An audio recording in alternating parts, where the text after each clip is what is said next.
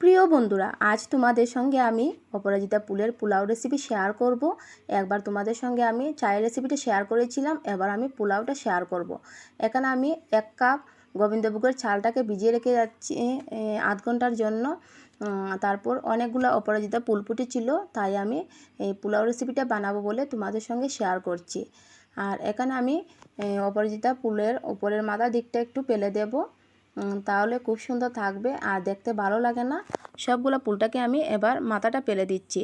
আর তোমরা পুরো ভিডিওটা দেখবে, স্কিপ করো না বন্ধুরা। ইউটিউব থেকে দেখলে তোমরা চ্যানেলটাকে সাবস্ক্রাইব করে দিও, আর পেজে দেখলে চ্যানেলটাকে তোমরা ফলো করে দিও। আর একটা লাইক, একটা শেয়ার আর কমেন্ট করে কিন্তু জানাবে। দেখো সবগুলা মাথার দিকটা পেলে দিয়েছি। এবার আমি রেসিপিটা বানাবো। ভালোভাবে ধুয়ে পরিষ্কার করে নিয়েছি। আর চালটা ভিজানো হয়ে গেছে, চালটাও আমি ধুয়ে পরিষ্কার করে নিয়েছি। আর এবার আমি পরিমাণ মতো জল দিয়ে দিচ্ছি। অপরাজিতা ফুলটাকে ধুয়ে দিচ্ছি যাতে একটু ময়লা পোকা না থাকে, সেদিকটা ভালো করে একটু খেয়াল রাখবে তোমরা। অনেক সময় পোকা থাকলে খেলে পরে অনেক অসুবিধা হতে পারে। আর গ্যাসের ওভেনে এবার বসিয়ে দিয়েছি। আর ফুল থেকে অনেক সুন্দর কালার আসবে। যখন কালারটা আসবে তখন আমি ফুলটা ফেলে দেব।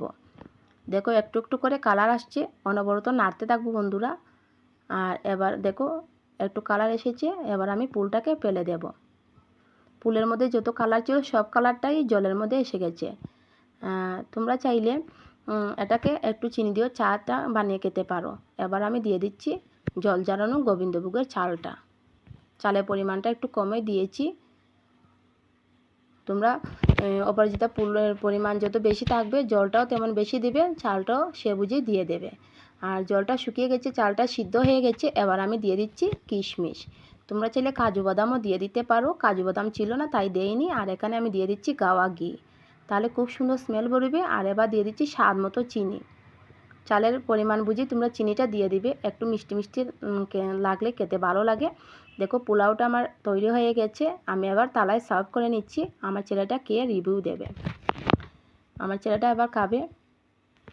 দেখো কে কি বলে। তোমরা তোমাদের বাচ্চাদেরকে এইভাবে নতুনত্ব বানিয়ে দেবে, দেখবে কি সুন্দর খেয়ে নেয়।